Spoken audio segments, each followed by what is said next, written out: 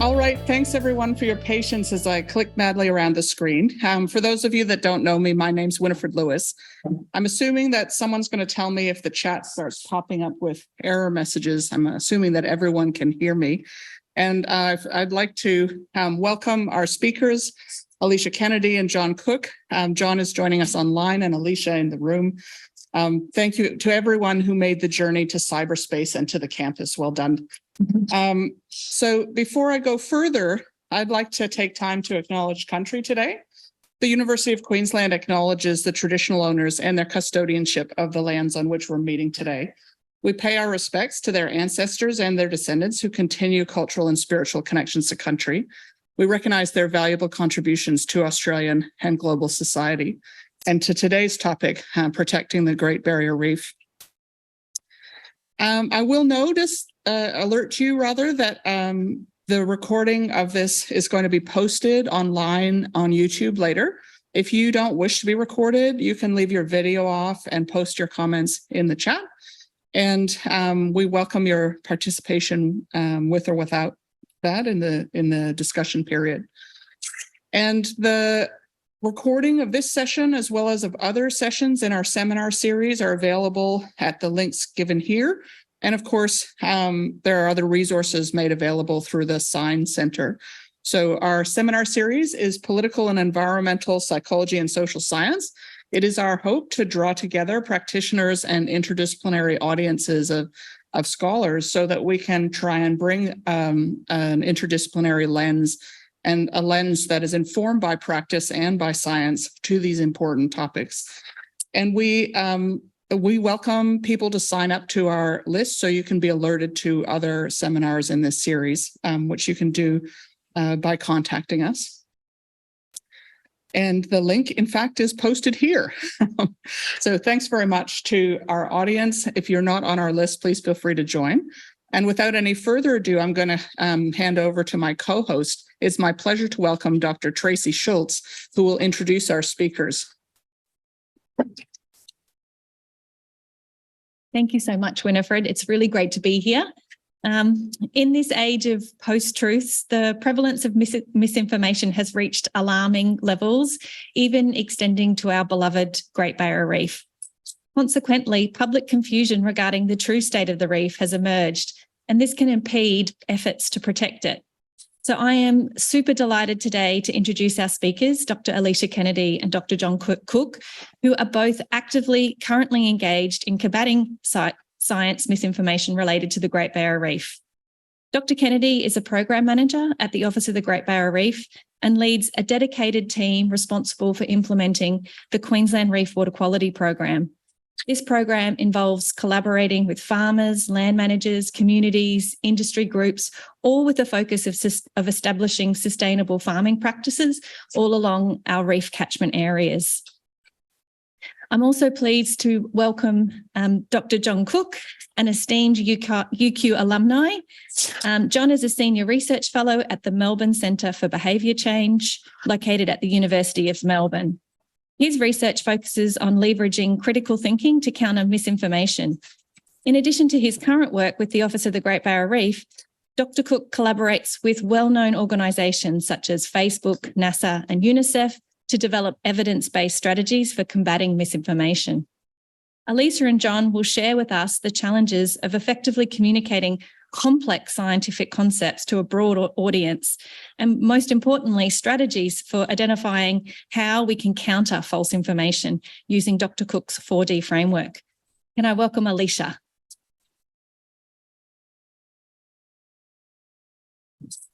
Thanks, Tracy. Thanks, Winifred. And hello, everyone who's here and online. It's great to present and share our experience with you.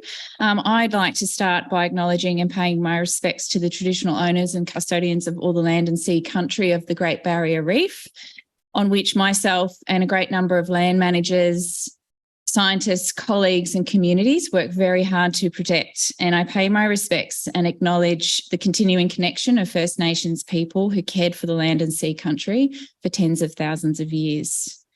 Now, the reef has a lot of big problems at the moment, and while science communication isn't the biggest problem it's facing, it is a part of it. The reef is a complex system of massive environmental scale, a narrow window of time to act, global pressures and complex socioeconomic factors.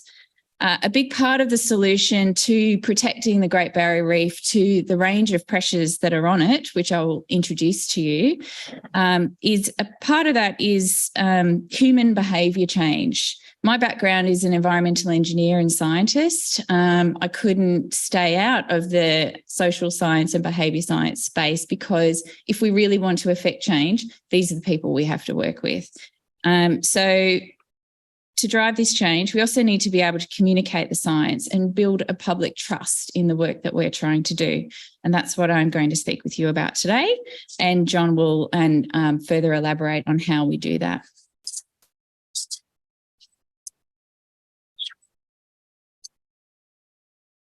Now, rather than spend a few words trying to introduce the Great Barrier Reef, I thought I would present the first half of a really engaging video, which will help to describe what system we're talking about here.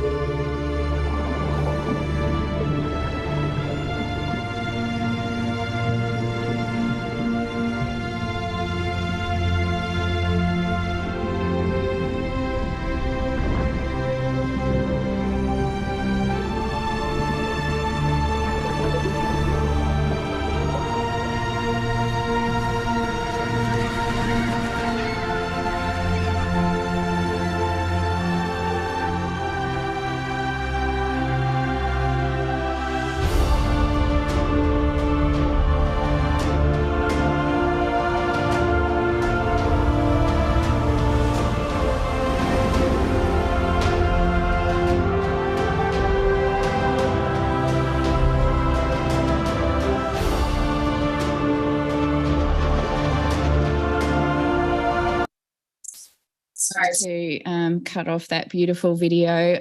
It's a great compilation showing the amazing environmental system, but also the way we interact with it as humans and how important it is to us. Now, the Great Barrier Reef is here located at the northern tip of Queensland and just beyond the top of Australia there, all the way down to about approximately Hervey Bay, Bundaberg. It stretches for more than 2,300 kilometres along our coastline.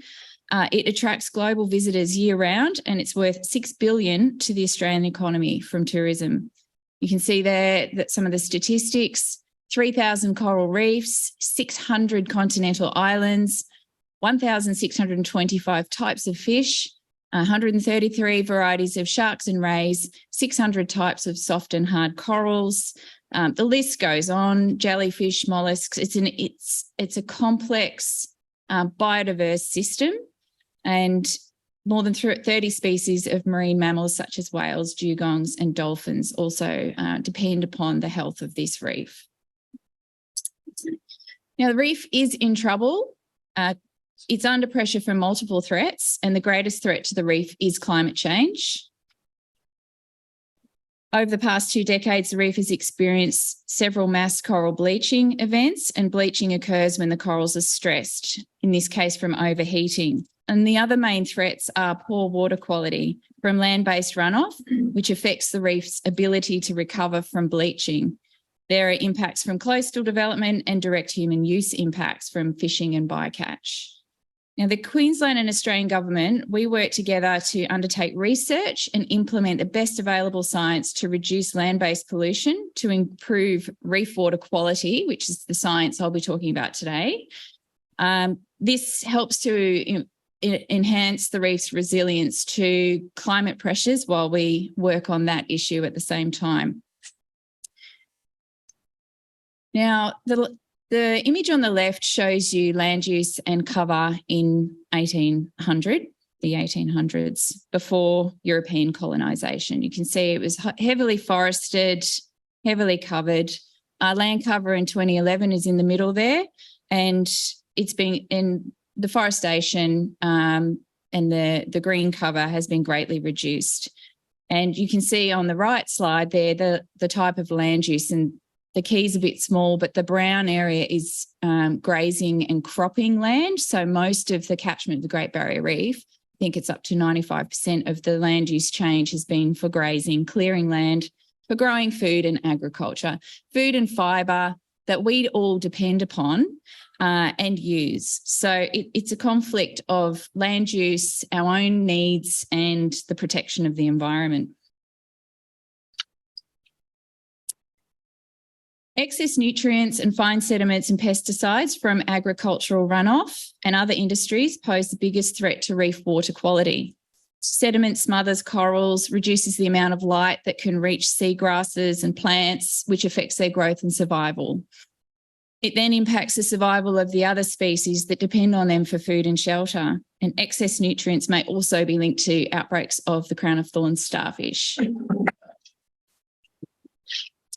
So the Queensland government and Australian government invest huge amounts of money, time, and dedicated people in the research, policies and programs to help improve the resilience of the reef by improving its water quality. We invest $270 million over these next 5 years to develop and implement science and policy. And some of our interventions include setting laws through regulations that control the use of chemicals on farms and the loss of pollutants from farms and loss of sediment.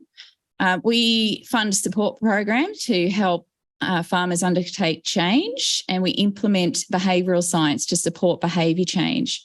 We also fix an erosion, restore wetlands, and a multitude of other things. It's a challenging environment. It's a complex physical, biological, social, and economic system. The scale is huge. The land is sensitive.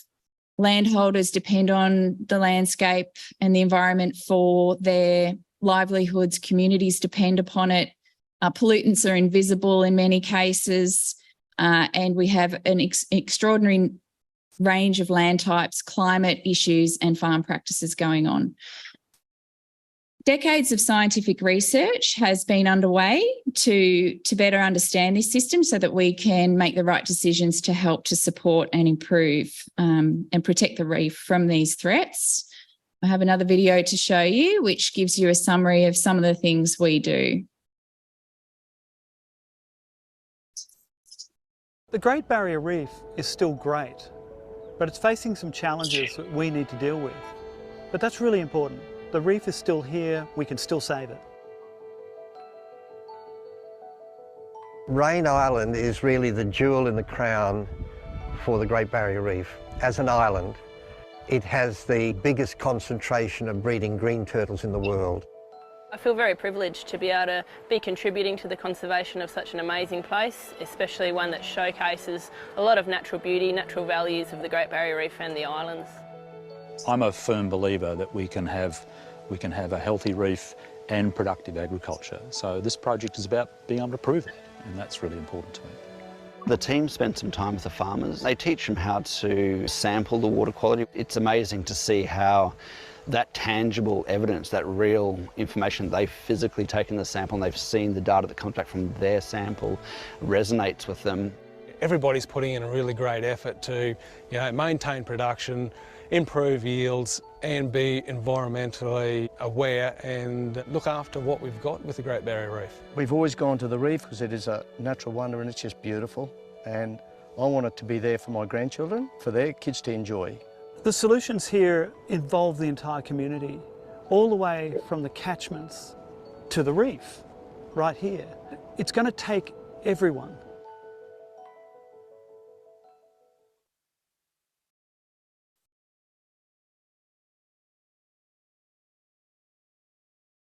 Now, the dilemma is it's a highly complex environment. There's a lot of science. There is a lot of economic systems that depend on the landscape and the way things are being done right now. Explaining the science and the reasons for changing practices in farming or in the way we manage our urban landscapes is very difficult. And just like the climate change debate and tobacco industry's influences, some people and organisations create debate about the condition of the reef, or they question the science or the causes of the water quality impact. There are newspaper articles and presentations that are out there in the reef regions that cast doubt on the science, seeking to make people question if the reef really is in danger. And they question things like the scientific models, the reality of whether pollution actually impacts the reef, whether the coral community really is sick and under threat, whether climate change really is having an impact on the reef, and downplaying the risks of pests. These are some examples of statements that are made to question the science or to undermine the evidence that is used to try to improve systems and work with communities to make change. And people, some don't want to change. So miscommunication and attacking the science, the scientists, or the policies is a real challenge for us. It confuses the space, it reduces the scientific understanding of the community, it erodes trust in the programs that we're funding and trying to work with people to do. And government has a limited ability to handle science misinformation. We work to a different set of rules, government organisations. We can't respond in the same way as the misinformation is perpetuated. We can't cherry pick information or counterattack publications that attack government policy or science. The way government communicates has to be accurate, has to be highly detailed, and is often quite dry. So I reached out to Dr. John Cook, and I said, I believe I picked up the phone one day and I said, you're an expert on misinformation relating to climate change. We have a little problem with science in the Great Barrier Reef. Would you help us? And we engaged John to share his research and his 4D model with us, which is based on countering misinformation. We worked with John to help educate our science and policy staff, our research colleagues and others working in the complex reef space. And we tried to create a call to arms from our own science and policy world to try to tackle this complex situation of how we communicate our science information and how do we handle misinformation in a way that is modern and coordinated, rather than the way we traditionally have done things. So I would like to invite John, if you're happy for me to hand over to John, to share his amazing experience and wealth of knowledge, and he'll talk a bit about how it applies to the work we've asked him to do. So will I ask John to share his screen? Yeah, and you'll just need to stop sharing. Okay. Got it. There you are. Hi, John. Nice to see you. Hi, Alicia. Thanks very much. While I'm sharing my screen, I'll just point out how nice it was to see Ove in one of your videos as well, my old boss from UQ. So always enjoy seeing Ove on screen. So thanks very much for the invitation to speak, and also the opportunity to work with Alicia and the Office of the Great Barrier Reef on the issue of reef misinformation. Brief bit of background. So for the last decade and a half, I've been working on misinformation about climate change, and just researching two things: how to understand misinformation better, and then developing interventions. And over time, I've developed a framework to help make sense of all the different things that we need to do in order to adequately counter misinformation. And I found that it's required a very interdisciplinary approach. I find myself working with computer scientists, critical thinking philosophers, app developers, psychologists, and communication researchers, and of course, content experts, such as climate scientists. It really requires a multidisciplinary approach because the problem of misinformation is so complicated. It involves psychology and culture and politics and technology, and therefore such a complicated problem requires a holistic interdisciplinary solution. So what I've developed over the last 10 years of working on this is what I call the 4D framework, or originally the 4D project, which is basically a reflection of the four main themes in this framework, which are detect, deconstruct, debunk, and deploy. And what I'm going to talk about today is firstly just explaining the 4D framework, just giving you hopefully a brief introduction, and then how we applied it to reef misinformation in a full-day workshop in Brisbane earlier this year. Was it this year? It feels like it was a lifetime ago. All right, so let me firstly explain the 4Ds in the 4D framework. First is detect. Detect involves basically identifying what is the misinformation that we need to be targeting. So first you need to have an idea of what is the landscape of the misinformation, what are the different claims that are out there, and then which are the most prevalent and which are the most detrimental. In other words, how do you prioritize which myths need responding to more urgently? Because typically there is a glut of misinformation on any topic, and we can't be playing whack-a-mole and trying to respond to all of it. We need to choose our battles. So is there a systematic way that you can do this? And there are several different ways you can approach this. Most of my work has been on using machine learning to detect climate misinformation.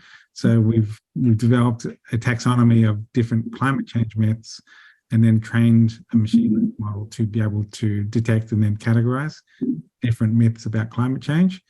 But there are other approaches that are, because the machine learning research that we've worked on has been happening over years. It's very resource intensive. There are less resource intensive approaches to prioritizing what misinformation you should be responding to.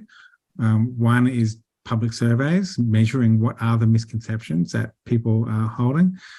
And another is expert elicitation, surveying experts in order to have them share what myths they're seeing and what in their expert judgment are the ones that need addressing. And it's actually this last approach, which is what we ended up using with reef misinformation. I'll come back to that a little bit later. The second theme in the 4D framework is deconstructing misinformation. And this is research that I originally did with the some UQ philosophers, actually, Peter Allerton and David Kincaid. They actually developed a MOOC on critical thinking when back in around 2015, I think. And so after that, I started working with them on developing a methodology for deconstructing misinformation about climate change. In 2018, we published a paper in Environmental Research Letters documenting our approach. And the approach is basically a step-by-step methodology for taking potential misinformation claims, deconstructing them, and then identifying, is it misleading? And if so, what are the fallacies being used? And this is a simplified version of our flowchart where there are three main steps. Step one is take a claim and deconstruct it into an argument structure. An argument structure being a series of starting assumptions or premises leading to a conclusion. Step two is assessing, is your argument logically valid? In other words, if you assume that the premises are true, just hypothetically, assume that the premises are true, does it logically follow that the conclusion must be true as well? If the answer is no, if the conclusion doesn't logically follow from the premises, that means that there is an unstated assumption or a hidden premise that you need to add to the argument in order to make it logically valid. I'll give you examples of this shortly, and I know it sounds very abstract, but this is actually a crucially important part of the deconstruction process, because you often find that hidden premises or unstated assumptions are where arguments go wrong or where they're misleading. Once you have a logically valid argument, then you can systematically go through each premise in your argument and surgically identify where is this argument misleading and how. What are the fallacies being used? So let me give you a concrete example. This is one of the most common myths in climate change. Don't know, it's probably waning in popularity lately, but it was all the rage a few years back. In fact, in 2016, Graham Redfern, also Brisbane-based, wrote an article for DSMOG identifying this myth as the most viral story in 2016 about climate change, either for or against climate change. And an article arguing this was the most viral post on Facebook. If we take this claim, which is taken from a website called the Global Warming Petition Project, this website lists over 31,000 Americans who have a science degree who have signed a statement saying that humans aren't disrupting climate. And the petition is meant to prove that there's no scientific consensus on climate change. 31,000 scientists have signed this statement, so there must not be a scientific consensus. If we take this claim and deconstruct it into an argument structure, the argument looks like this. Firstly, a large proportion of science graduates disagree about climate change. Secondly, people who have a science degree are experts on climate change. And then the conclusion is that there's no scientific consensus. So that's step two, or that's step one. That's our argument structure. Now, step two is this logically valid? In this case, the answer is yes. If you assume that premise one is true, a large proportion of science graduates disagree, and premise two is true, science graduates are climate experts, then yes, it would logically follow that there's no scientific consensus. So that having a logically valid argument, we can now move to examining the premises. And in this case, we see that both premises are misleading.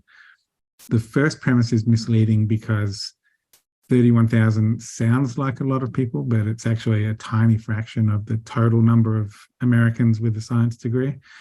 And premise two is obviously false because getting a degree in any field of science doesn't automatically convey expertise in climate change. So that's an example of deconstructing misinformation in order to identify how does the misinformation mislead people. But in order to identify the techniques in misinformation, it helps to have a framework for identifying rhetorical techniques or logical fallacies. And I found a useful framework for identifying fallacies is the FLIC framework, which stands for the 5 techniques of science denial: fake experts, logical fallacies, impossible expectations, cherry picking, and conspiracy theories. The challenge, though, is that these 5 techniques are actually categories, not just single techniques. And there are a whole range of rhetorical techniques, different logical fallacies, and traits of conspiratorial thinking underneath these 5 top-level categories. And so this is a challenge in itself, the fact that there are so many techniques that you need to be aware of. I guess what I'm saying is critical thinking is difficult. It's not something you can just pick up immediately. It's like learning a language is how I describe it. And so that means that deconstructing misinformation is challenging. But we decided to take on that challenge when we ran this full-day workshop earlier this year. And I'll come to that shortly.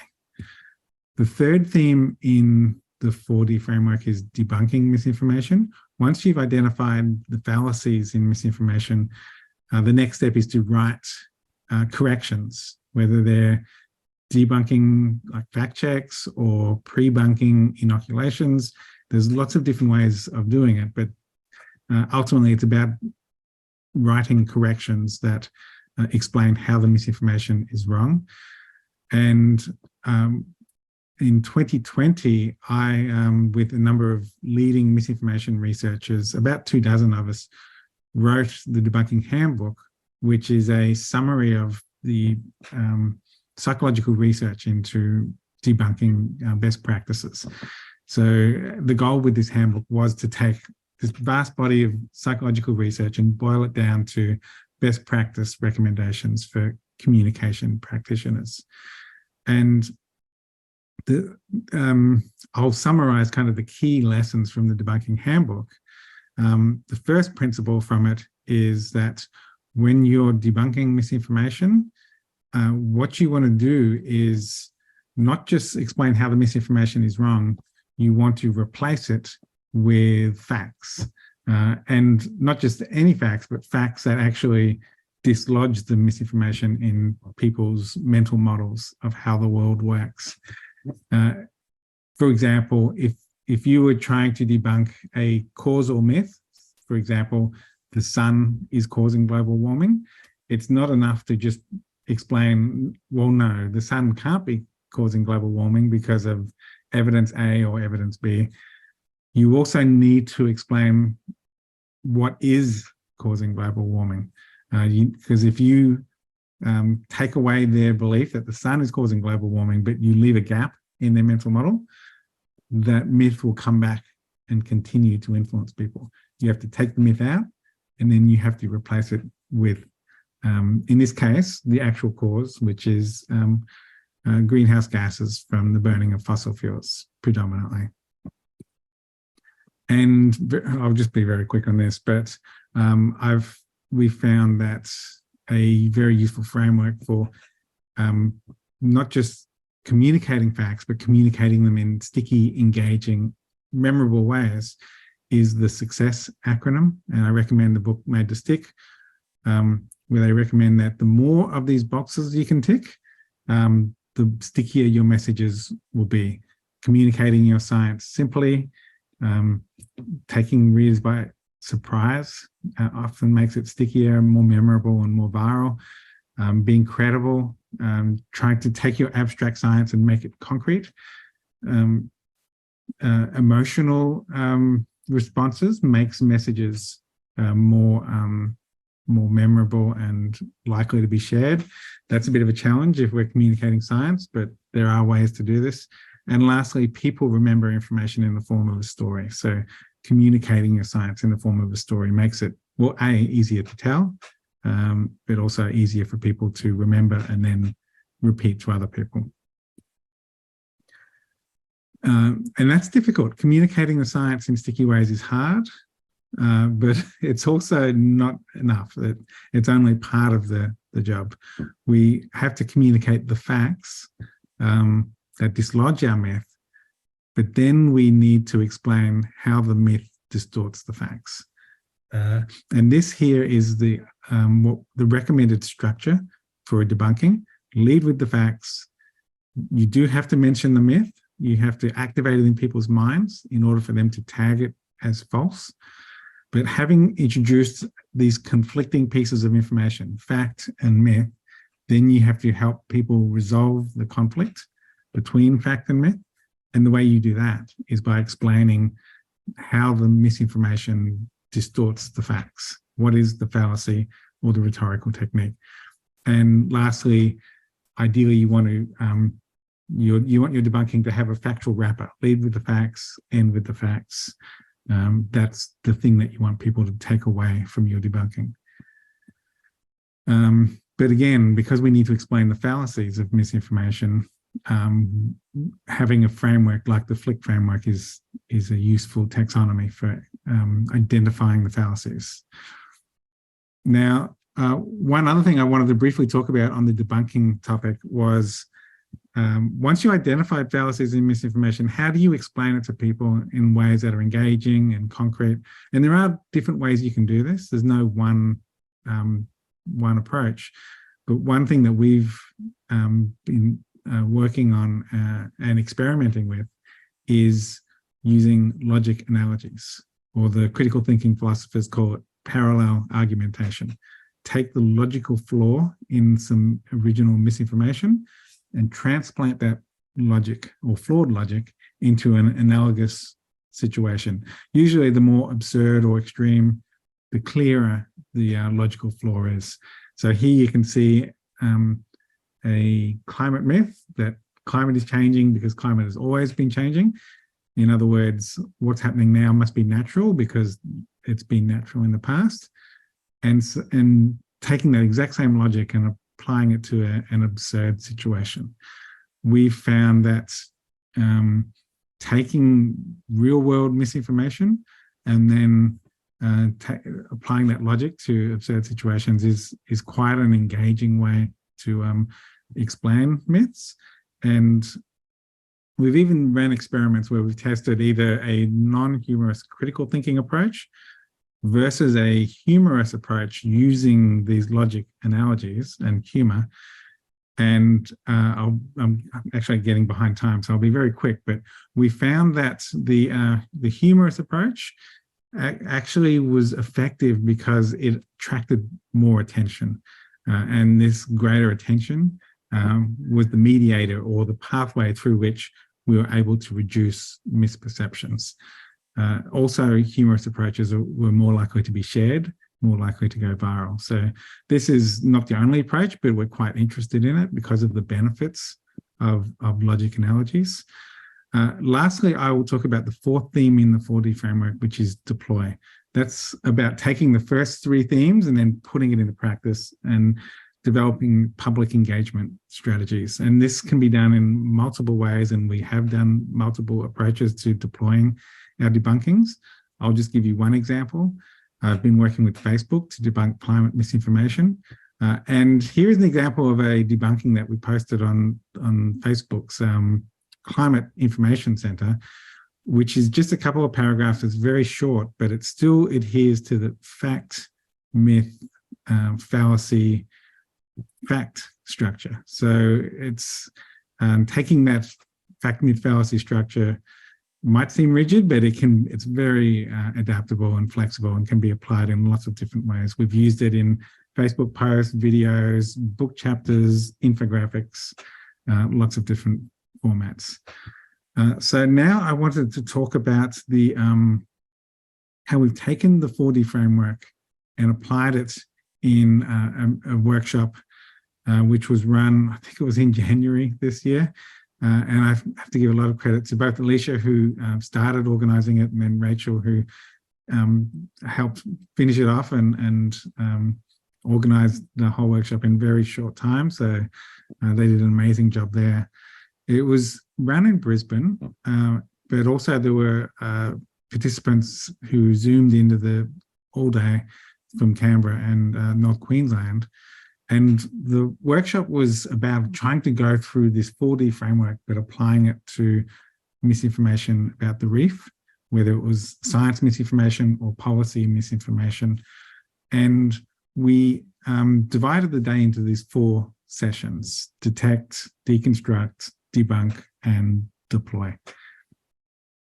We divided the participants up into 7 groups, and each group chose a specific reef myth, which they then focused on throughout the day. In the first session, we'd actually done some preparatory work, and this was driven by Alicia, who did all the work in running this survey. We ran an expert elicitation survey where we basically we drew up a list of a whole range of different possible reef myths, and we asked experts to identify which did they think were the either the most prevalent or the most damaging myths. So we ended up having 49 participants fill out the survey, mostly from OGBR, but also from a range of other sectors. And just briefly, these were what we identified were the most common myths, or the most prominent myths identified in the survey. And we divided them up into 3 categories. There were either science myths, myths about reef policy, or myths targeting the integrity of science. In other words, attacking the science itself. And we actually found that the biggest categories, the most common reef myths, tended to be the second and third categories. Specifically, they were mainly attacking scientific research, the integrity of it, and saying that people couldn't trust it, or they were policy-based arguments that were critiquing, it tended to be the relationship between government and industry.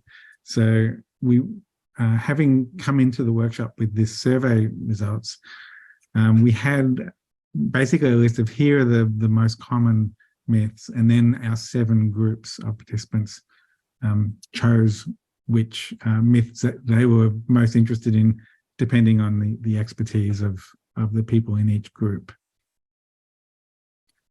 And then, having chosen a myth, 1 myth per group, they went through that deconstruction process to identify the fallacies in each myth. And I'm just going to give the results from 2 of the examples. One of the examples of a myth that was deconstructed was the argument that the government makes regulation decisions about the reef without consulting with industry. Now, the way that they deconstructed this claim was as follows. Firstly, that every government regulation decision was made without consultation. And secondly, that the government had already made its decision, and with the conclusion that regulations are not well considered. Now, what they identified was 2 main fallacies. They actually identified a number of fallacies, but I've just highlighted the main ones. The first premise was misleading because by law, all regulatory processes must include consultation. And secondly, the deconstruction pointed out how the second premise was misleading because it oversimplified the regulation process. The government doesn't just consult with industry, it consults with other stakeholders, such as landowners and the community, and the government has to take into account all those different perspectives as well as industry. And so that means that sometimes community needs can be at odds with industry needs. So it's not just a matter of the industry being ignored, but they have to be considered as well as other voices. A second myth that I just want to point out, the deconstruction process, was the argument that climate change is a much bigger threat to the reef, so we don't need to bother fixing water quality. And this claim deconstructed as follows, arguing that climate change is the biggest threat, so it's not worth fixing water quality. Now, that's the first step, creating an argument structure. The second step is this argument logically valid? If you assume that the premise is true, that climate change is the biggest threat, does it logically follow that it's not worth fixing water quality? The answer is no. It's not necessarily the case that it's not worth fixing water quality. And this argument, you need to add a second premise in order to make it logically valid. So the second premise is that you should only address the biggest threat to the reef. Now we have a logically valid argument and we can look at the premises. And the first premise is true. So it all comes down to the second premise, which is misleading in several ways. Firstly, it presents a false choice or false dichotomy, saying that we can only fix one or the other. We have to either resolve climate change or we have to resolve water quality, when we can actually resolve both. Secondly, it oversimplifies because it ignores the fact that water quality can interact with climate impacts. And addressing water quality can actually help make the reef more resilient against climate impacts. So the 7 groups went through this process. And as I said, critical thinking and deconstruction is difficult. So I was quite impressed with how they, all the groups really threw themselves into this difficult task and did a good job of deconstructing the misinformation and then identifying the fallacies, as well as all the premises and hidden premises. And then after the lunch break on our full day workshop, then we went into a debunking session. So they had all this deconstruction material. Their task in the 3rd session of the day was to then shape that into a debunking. And I'll just give you some quick examples. Here is the regulation deconstruction, which is saying that government don't consult with industry when making regulation decisions. Then they were instructed to write a fact, myth, fallacy structure.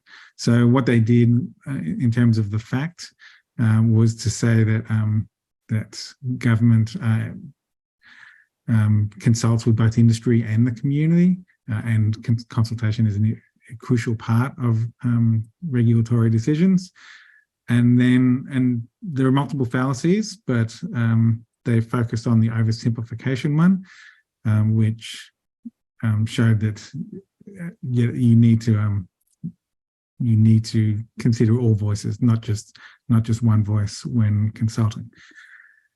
I'll give you a second debunking, the water quality deconstruction.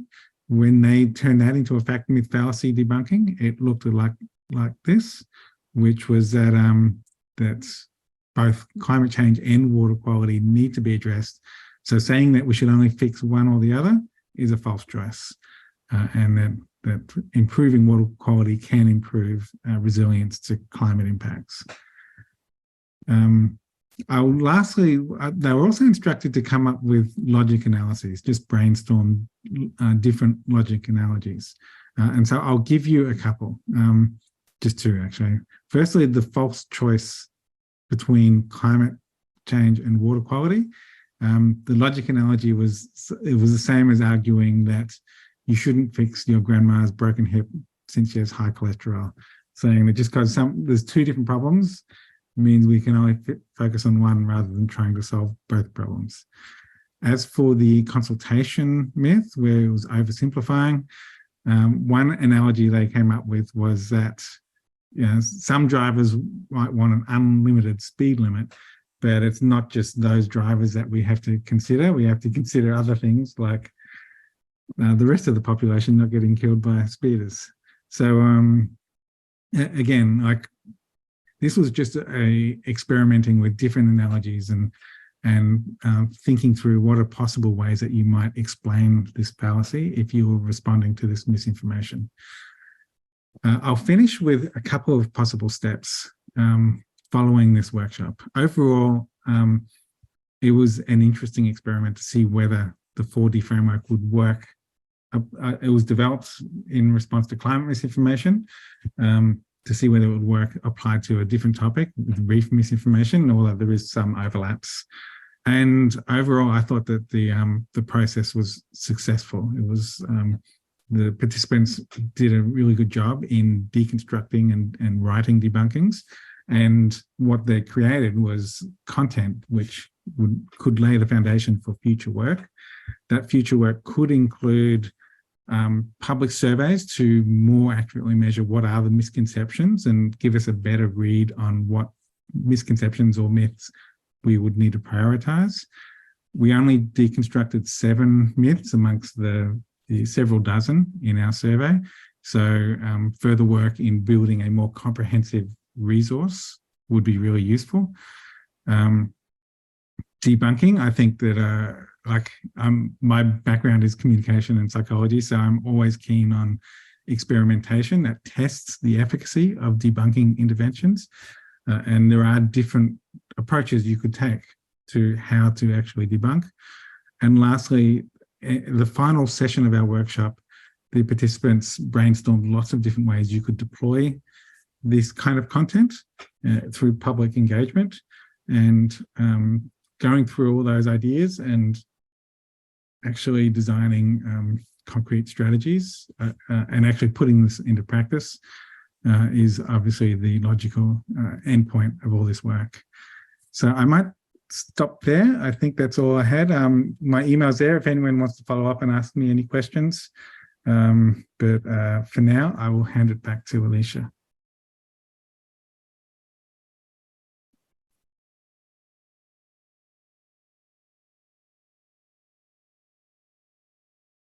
On screen now. No, you can go down and share screen. Oh, the one up at the top. Yes, we share the blue one. That's the screen. Yeah, that's right.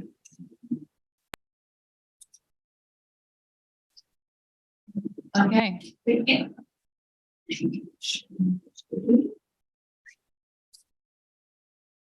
Okay. Thank you, John. Thanks for the acknowledging our colleagues too. Rachel Smith, who is now working at the Australian Institute of Marine Science, AIMS. She's doing some wonderful science work there now. She and other team members of the Office of the Great Barrier Reef helped to set up this wonderful workshop with John. We all had a lot of fun. It was quite cathartic, I think, to sit down, have a look at some of the really challenging questions that come up. Often misinformation, I think, for me, shows where we're not communicating well, we're not communicating correctly, or we may have gaps in just our workplace to, the way we engage out there in our policies. So it was a wonderful day to work with John and test this 4D framework. It was very logical. It was a huge success. Thank you, John. There's lots of opportunities for us.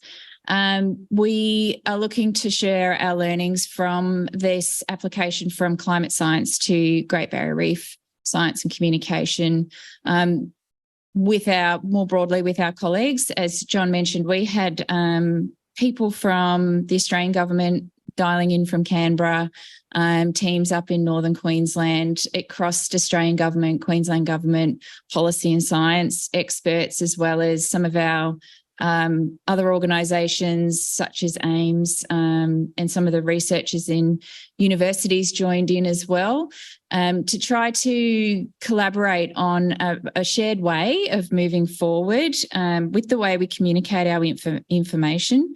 There's lots of opportunities for the Great Barrier Reef. It's a compelling, beautiful story to tell. We can use animations. We can use lots of interesting analogies. So I'm really excited about continuing our work in this space. It'll be great to keep working with John on a strategy for debunking our debunking interventions and testing the efficacy of that. I think for us, the challenge is distilling the complexity of this approach. As you can see, it's very well thought through. It takes a lot of critical thinking. It takes, a process you have to go through to deconstruct and to sort of come up with some ways to pre-bunk these things.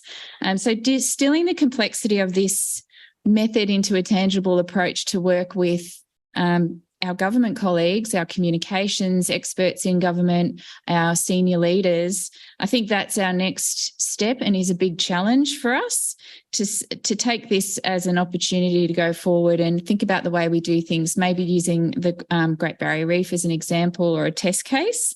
There's lots of sticky facts and sticky messages that we could play around with, and it would be excellent, I think, to take this forward and build up the capacity in our teams of scientists and policy officers to think about the way we communicate our science and build our capacity there. So lots of work to do on top of all the other work for protecting and helping to restore the Great Barrier Reef.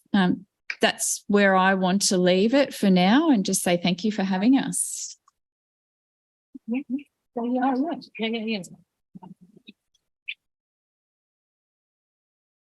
Wonderful. Thank you both so much.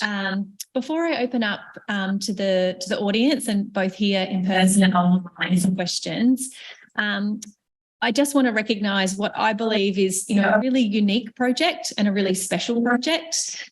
While many of us here in the room and no doubt online aspire to have, evidence-based research put into real world contexts like this, it probably doesn't happen as much as we would like.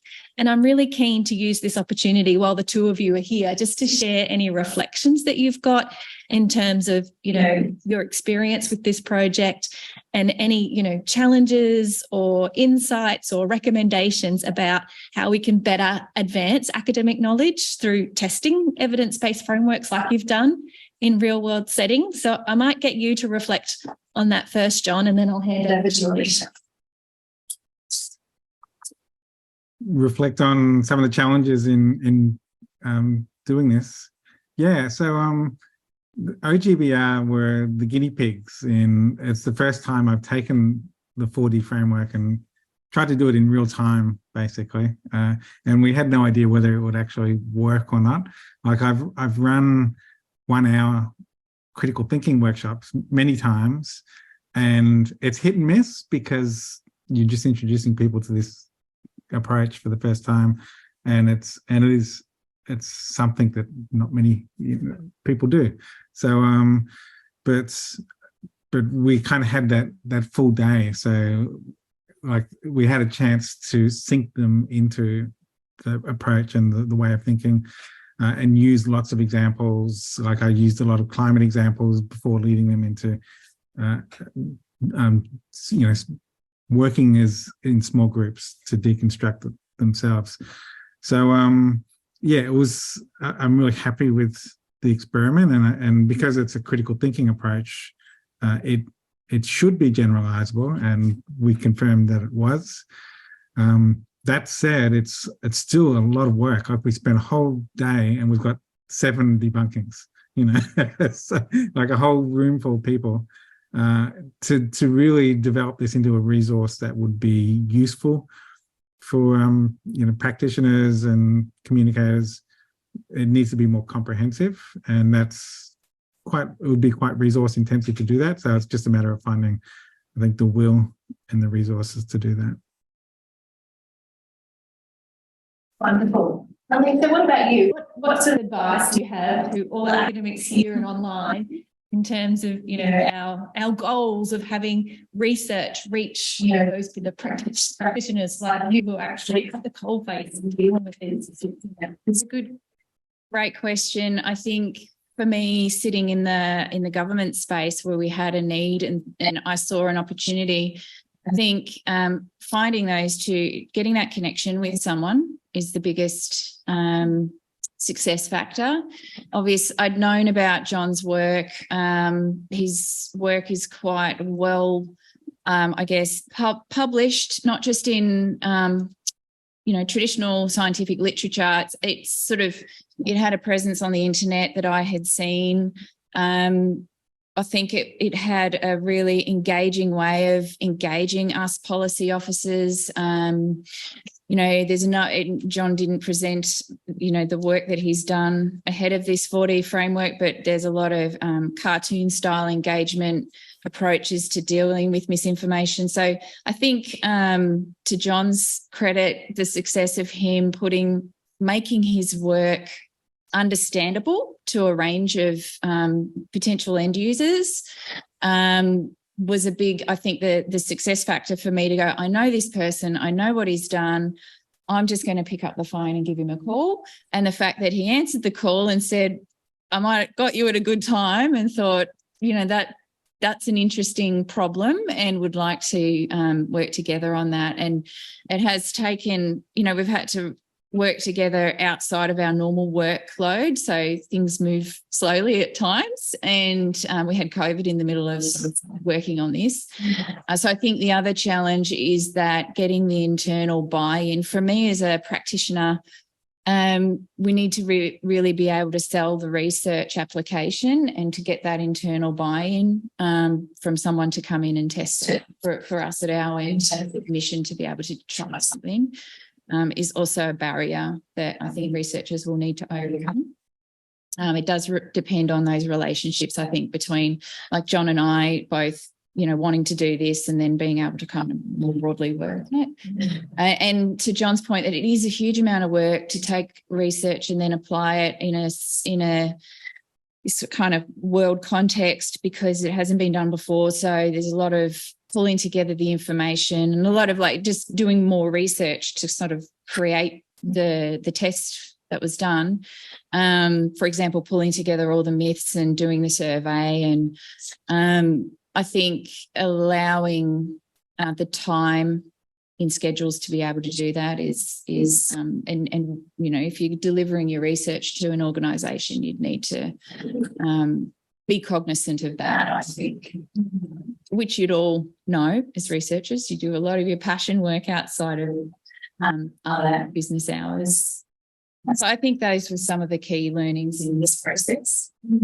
Yeah, wonderful. And I'm going to say all credit to the Office of the Great Barrier Reef too for taking the risk. Like, governments are, inherently quite risk averse, and there can be some risks in these sort of approaches. So I think all credit to the Office for really being leaders in this space. So I'm going to open it up for questions now, and I can see that there's a few in the chat.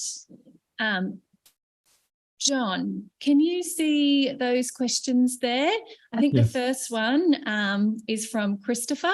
Do you see any issues moving forward with the potential for an effectively infinite onslaught of well-preserved misinformation with advances in AI, language models, ChatGPT, etc.? Yeah, ChatGPT is very good at producing misinformation. We've been playing around with that ourselves and exploring it, and it does a great job. And we try to turn that into a feature rather than a bug. Like I mentioned earlier, that we've trained a machine learning model to detect misinformation. To do that, it's a very, again, resource-intensive process of reading through thousands of examples and mapping text to actual misinformation claims. So we've been playing around with, can you generate training data to train your model to get better at detecting misinformation? Unfortunately, after about a month of experimenting with this, the answer is not yet. We found that while ChatGPT is good at generating misinformation, it tends to just recycle the same, it's just rephrasing the same ideas, which doesn't provide you with very high quality training data for machine learning. So I'm not really answering Christopher's question. Yes, I think AI can be a problem. And just as there are, most researchers I know are playing around with ChatGPT in different ways, I'm sure that misinformation sources are also playing around with using the tech. So I guess what we're just trying to figure out, can we use the tech to counter these tech solutions? So we'll keep plugging away at it, and hopefully we can, it's almost an arms race, and we have to be developing faster than the side of misinformation. Any other questions from either in the room? Yep, just at the back of the room there. Thanks, John. Thanks, Alicia. Both great talks. Thank you very much. It's really exciting and, of course, important. That's probably self-evident. My question is about why information doesn't stick. I think we can have two understandings of that. One could be what you explained, flawed thinking, cognition flaws in one word.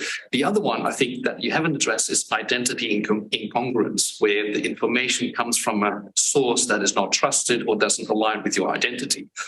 And for me, the question about why information doesn't stick, and I'm an evidence-based policy researcher myself, is often more in the sphere of this information doesn't come from people I trust, from the other side of politics, for example, or it becomes an identity, right? The Teflon coating that people wear who become immersed in QAnon conspiracies. There's no matter what you tell them, no matter what visuals you present them or evidence, it just washes off like mud from a duck, right? So I was wondering whether there's room in your research moving forward to maybe have the two sides accounted for, the cognition stuff that you already do exceptionally well, I think.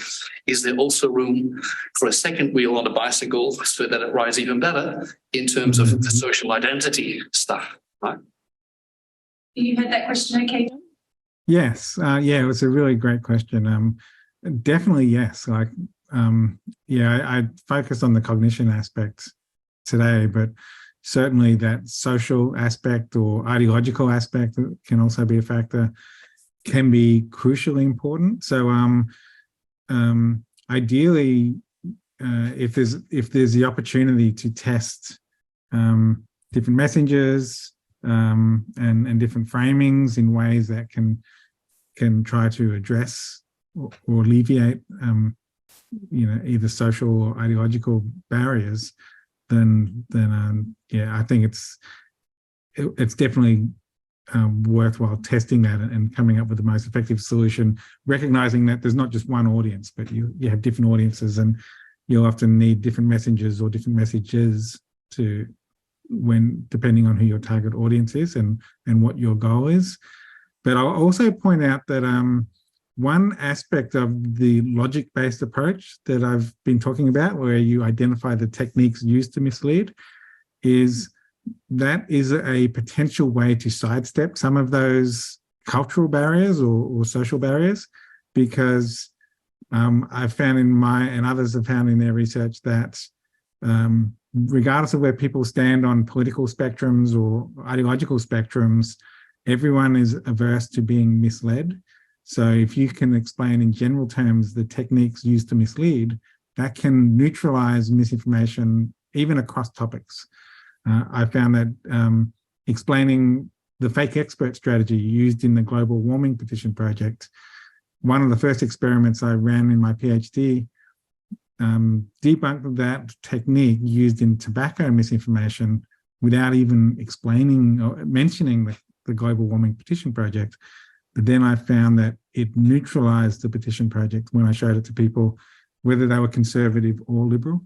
So a general critical thinking, just raising people's general critical thinking can help build up their resilience against misinformation across the political spectrum. That said, that's not the magic bullet that will fix everything, but it is one tool. And I think, as you say, other tools like framing or messengers and other approaches are also worth exploring. Alicia, do you want to mention a little bit about how that might apply in your context? Yeah, great question. And it's a big challenge for government that government has this big identity itself, that word, but it's people like us, it's people like our practitioners and scientists out there working with people. So we have this identity barrier that we need to overcome. So decoupled from the work we've been doing with John, we also look at the way we communicate and engage with people and communities and our different people that we're trying to work with. So we look for those trusted advisors. We look for working with communities. We work from grassroots co-design type projects to break down that barrier of the cultural, I guess, the gap between us, the government, and people. So that's a challenge. And I'd really love to test that, what John has just referred to then about, regardless of who we are or where the information comes from, if we are saying this information is misleading you, it'd be interesting to package that up in our communications of government and see if that actually does get some traction. But there is an opportunity there for this framework to then sort of think about, how we deliver it. And we do have some other projects going on and have completed some that look at the media cycle and the narratives and what people listen to and where they get their news in the reef space. And we try to understand that environment so that we can get our information out there in the same way, into the same media streams, which we certainly don't do at the moment, I think, very well. Someone's in the chats just asked about contact details. Winifred, we will share the presentation with anyone online, and I believe it's got obviously all the contact details, and I know John and Elise would really welcome the lots. Winifred, did you have a question? Well, I did actually. Can you guys hear me online okay? Yep. Yeah. So it's more commentary. I mean, I think part of the reason why we started this seminar is to try and encourage more of a division of labor scenario where people can effectively in government say, you know, I can't do this both because of my budget and because of our political constraint, but someone needs to do it. And so I feel like this is really exciting, John, because a lot of the work that you highlighted in the 4D model can be done by well-meaning academics. So things like canvassing the myths, I've got to get the lingo right, deconstructing them, developing debunking proposals, all of those could be done without kind of position of authority to do the dissemination. And then if the material is there, it can be given away to government, to advocacy groups, to journalists, to anyone that has the what we would recognize in social identity theory as the legitimacy to the authority to communicate in a trusted way. So I think, you know, thinking about how that could move forward as an agenda for the environment space in Australia, you know, some sort of wiki is coming to my mind where we sort of have a traffic light system, each of the 4 Ds, married with, say, a list of 20, 50 environmental topics, 100. So it's like, you know, red all under each of the Ds. This hasn't been started yet. You know, jump in. And then people can just start, okay, I'm taking, you know, you mentioned the Great Barrier Reef, but there's other things. I'm taking the rainforests of Queensland. I'm going to start listing myths that I've encountered.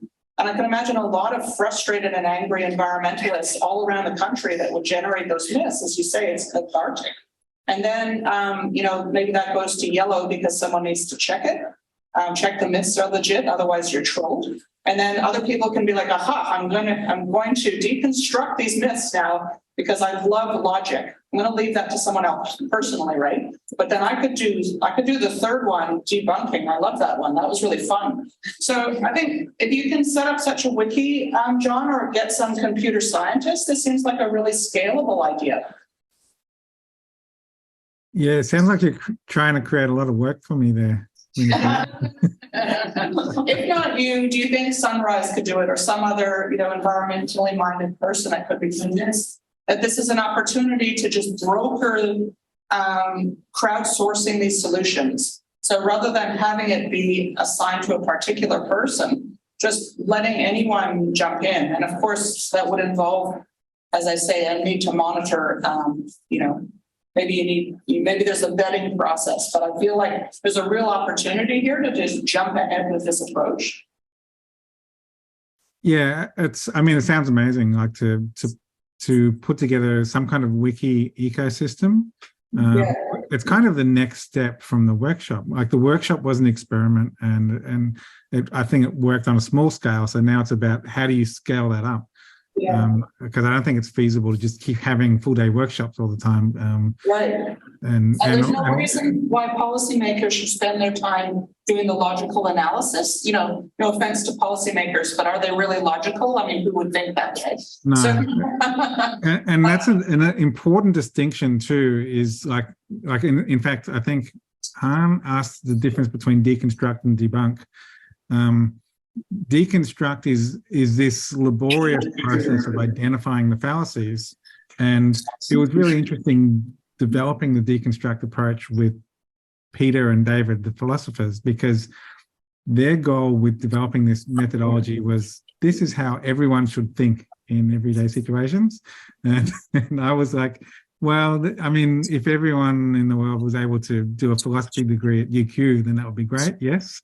But failing that, the way I saw this process was this is something that experts would do, and then at the end of it, they have a resource, like a list of fallacies lined up with each different myth, and then that can be adapted into communication resources, and then, yeah, and so you have this library of content that practitioners can take and use in whatever context suits them. So, I it's just a matter of how do you scale this up. And I guess if you have a wiki, but the wiki also needs to have some kind of community where the community is learning the 4D framework and learning the methods of deconstruction and the Flick taxonomy, as well as having content expertise so that they can understand the myths that they're addressing. I guess maybe we should follow up afterwards and explore how we might do this and who we might need to bring to help make it reality. Test it on us. Yeah. That was I guess the intent of the workshop was for us to learn the 4D framework and do it hands-on, learn by doing, and then we go away and apply it ourselves to our work and build a training manual for ourselves that relates to our content, and a strategy for our team to go forward. Just on the reef context side of things, but I do think the training up, the time that you have to put into it, and I guess the quality control must go broader than your content experts or your team. That's probably a challenge there too. But in John's example to us with the climate misinformation, there's no shortage of data, right? Yeah. Data coming through, you could build the machine learning. For our situation, it's probably a little more contained than that, and it's probably a nice sizable thing to work on. Maybe come up with try some different ways of doing this. Wonderful. In this age of back-to-back online meetings, and I'm conscious that, I might be the step between you and lunch, we might wrap up here, and I'll hand back to Winifred just to close out today. But I just once more want to thank John and Alicia for their time today and sharing their amazing work. We're truly grateful.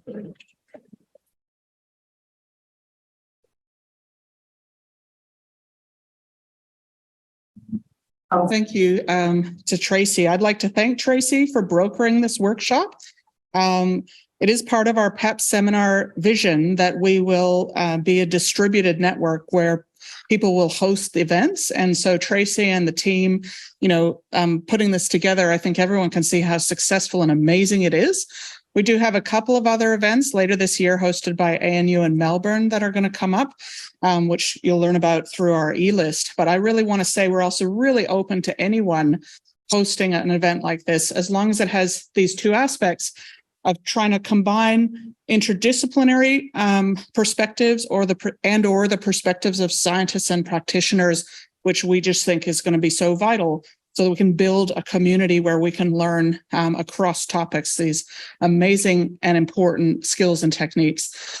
I also want to just close by saying, what a vision, John, what a vision, Alicia. I mean, what a vision of this incredible effort. I feel like a sense of cathartic relief just knowing that your work is out there. Sometimes I've told my students, John, but a few years ago, I was watching one of John's talks when he was talking about his work with the 97% consensus statistic of climate scientists, which is now so well known. The thought literally crossed my mind that I should stop my own career and devote myself full time to promoting John's work.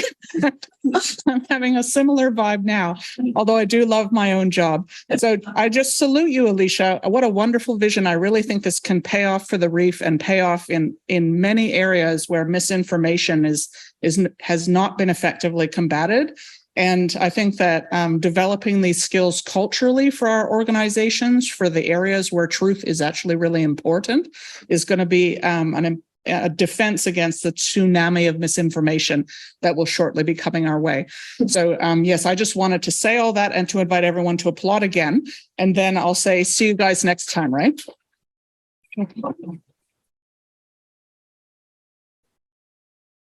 And perhaps I'll just say one more thing, which is the unsung hero of this is actually Christine McCoy sitting in the room. Could everyone applaud her too? Nothing happens at UQ, or at least in our group, without Christine. All right, I'll say that now. Goodbye to the Zoomers. I'm logging out. We're headed out to lunch. If anyone's got time, please feel free to tag along with us, Alicia, Tracy, and I. And John, I wish you were here and hope we will catch up in future. Bye now.